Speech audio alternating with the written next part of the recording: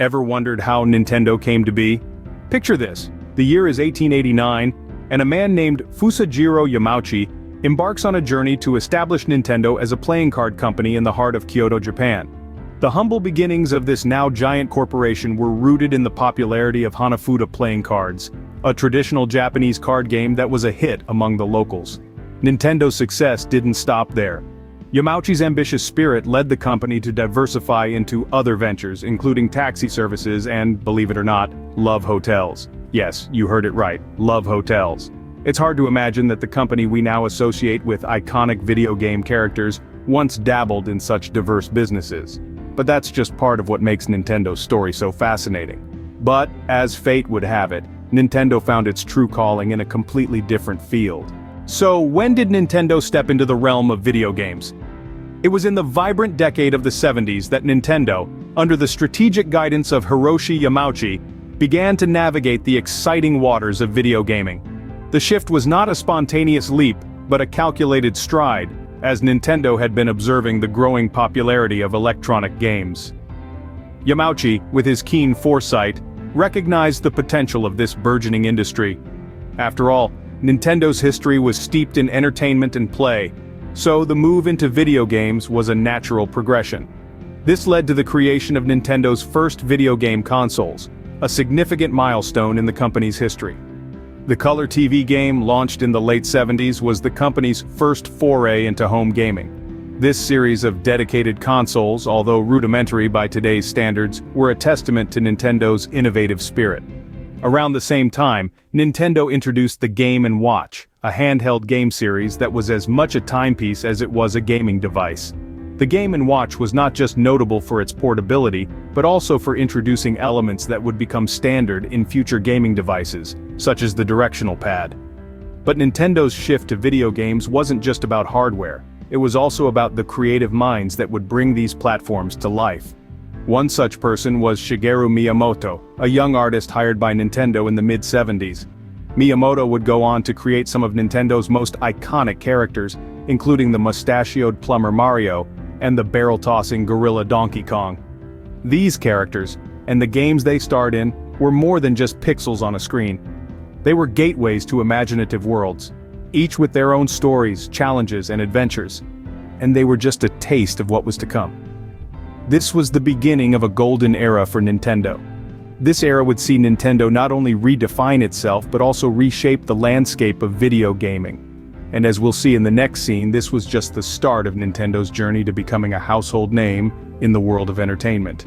The 1980s and 90s were truly a magical time for Nintendo, weren't they? Ah yes, the era brimming with 8-bit charm and the birth of legendary consoles that would forever change the landscape of gaming. One of the first game changers was the Nintendo Entertainment System, or NES, released in the mid-80s. The NES was a beacon of hope for a video game industry that was on the brink of collapse.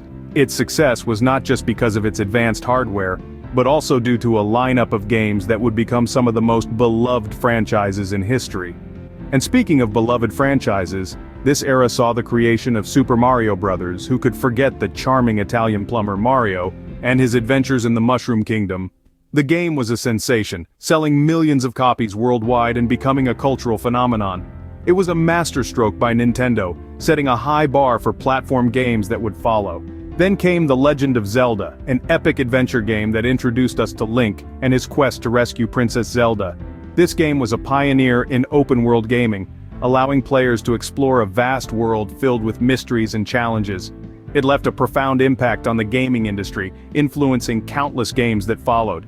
And just when we thought Nintendo had peaked, they introduced the Game Boy in the late 80s. The Game Boy was an instant hit, and with the release of Pokémon in the mid-90s, it became a cultural icon. Pokémon's concept of catching and battling creatures was addictive, captivating millions of gamers around the world. These games and consoles did more than just generate sales, they shaped popular culture. They introduced us to unforgettable characters, epic quests, and magical worlds. They gave us memories that we cherish, and they brought people together, creating a sense of community among gamers. Nintendo had truly become a household name across the globe. From the NES to the Game Boy, from Mario to Pokémon, Nintendo had crafted an era of success that would not only define them, but also the entire gaming industry. The impact of this era continues to be felt to this day, a testament to Nintendo's innovation and creativity. The new millennium brought new challenges for Nintendo, didn't it? Indeed it did. As the world ushered in the 2000s, Nintendo found itself in a tough spot. Sony and Microsoft, two tech giants, had entered the gaming industry, pushing Nintendo into a fierce competition. Nintendo's response, the GameCube, although a technical marvel, didn't quite hit the mark in terms of sales. It seemed like the company's golden era was losing its shine. But, as we all know, Nintendo has a knack for turning things around. Enter the Wii and the DS, Nintendo's innovative response to the growing competition. The Wii introduced motion controls, a whole new way of interacting with games. It was a refreshing change and gamers loved it. The DS, on the other hand, brought dual screens to handheld gaming, offering unique gameplay experiences that were previously unthinkable. Innovation seems to be the name of the game for Nintendo. So, where is Nintendo heading in the future? Let's dive in.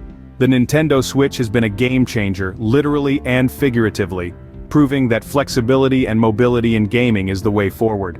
But Nintendo isn't stopping there. They're already planning new consoles, pushing the boundaries of what's possible in gaming technology. Beyond hardware, the horizon is shimmering with the potential for new game franchises. Nintendo has always been a master storyteller, taking us on unforgettable journeys with Mario, Zelda, and Donkey Kong. Now, they're ready to introduce us to new worlds, characters, and adventures that are sure to capture our imaginations and our hearts.